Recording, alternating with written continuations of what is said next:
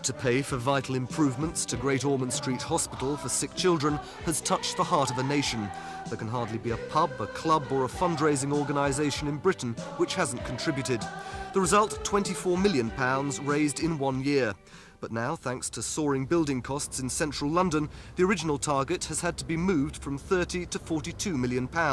With the government's contribution, that means a total bill of £72 million. Perhaps because the appeal has been so successful, it's now attracting criticism. A former Great Ormond Street board member says he pushed unsuccessfully for the hospital to be sold and moved, lock, stock and barrel, to a cheaper greenfield site outside London. Failing that, he'd have preferred all the money to be spread around hospitals throughout the country.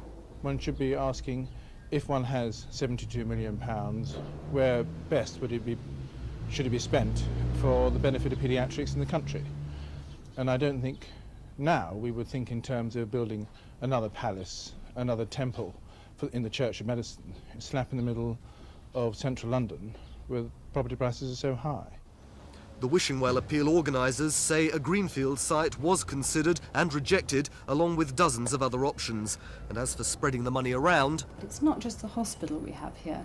We have the Institute of Child Health, which is involved with research, with teaching and clinical work in the hospital. And we have the School of Nursing, where we train just under half the paediatric nurses of the country. And you physically couldn't replace all of that powerhouse to a greenfield site without an astronomical cost. There is also criticism from provincial health authorities and other children's hospitals, like the Royal Manchester, that the appeal encroaches on their territory, that the South East always gets the best, that Great Ormond Street gets the most government funding. Sour grapes? We have a number of the largest charities here. In the Walnuts charity alone raises £1,000 a week. Giving for Living has just opened a building at £500,000, so it's not sour grapes. It's just that the whole of the nation knows Great Ormond Street. The whole of the nation working together could have raised an enormous sum, like the various efforts that have been on television, particularly the children's one, where they raise, well, goodness knows how many millions in the course of an evening. We could have done that together. The people that are fundraising in that area are only the parents whose children have been referred to Great Ormond Street and who are trying to show their thanks for what we've been able to do for them by fundraising. We have actively discouraged major profile events near to other children's hospitals because we understand the sensitivity of it. But there are real fears at Great Ormond Street that criticism may harm fundraising, especially as Christmas, the most important time for charities, draws near.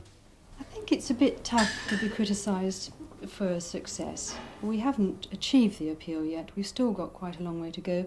And it's also a little worrying if the wrong angle was put over to our public as to what's going on. I suppose we will have to put up with being criticised for being successful. It's certainly better than the opposite.